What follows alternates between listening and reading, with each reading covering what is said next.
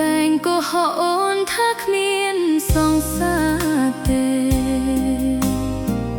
ចុះអ្នកណាគេខលមកធ្វើអ្វីរៀបរាប់ទាំងទឹកភ្នែកប្រាប់ពីថ្លៃមិនដេចក៏ពីស្អី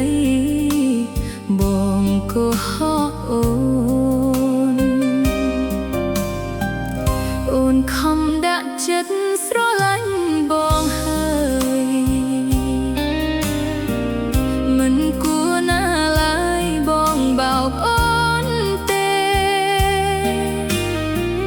ទឹកភ្នែកអូនហូរស្រក់គ្មានពេលហើយព្រោះតែមានមេបងមានសង្សារ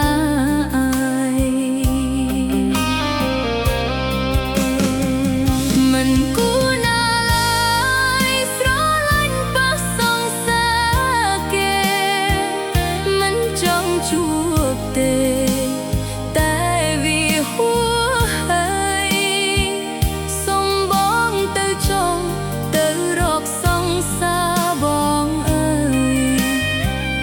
អូនមិនចង់ឡើយធ្វើជន់ទី